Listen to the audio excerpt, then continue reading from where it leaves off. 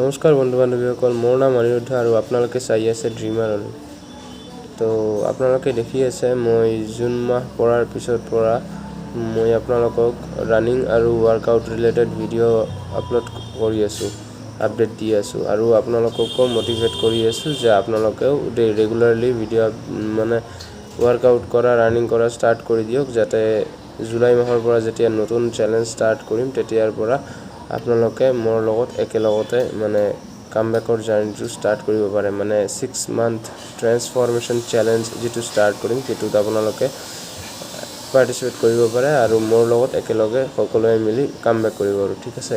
কিন্তু সেইটোৰ একেবাৰে উল্টা হৈ আছে, কিয়নো মই ৰানিং ৱৰ্কআউটটো কৰি আছোঁ কিন্তু মনটো ভাঙি গৈ আছে। মানে মোৰ পজিটিভ মাইণ্ড কৰি আছে কণ্টিনিউ কৰ বুলি, পাবি ভাল এৰি নিদিবলৈ, কিন্তু মোৰ নেগেটিভ মাইণ্ড কৈ আছে छोड़ ये सब तेरे बस की बात नहीं है, गिव আপ कर दे, ঠিক है। তো এনেকুৱা হৈ আছে, তো মই ডিচিশ্যন লৈ লৈছোঁ কি কৰিম।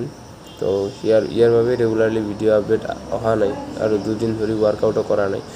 তো আজিৰ ভিডিঅ'টো এইটোৱে কোৱাৰ আছিল যে মানে ইয়াৰ পিছত ফাইনেল এটা লং ভিডিঅ' আহিব, মন কি বাত 30 মিনিটৰ নিচিনা হ'ব, আধা ঘণ্টাৰ নিচিনা ডাঙৰ হ'ব না।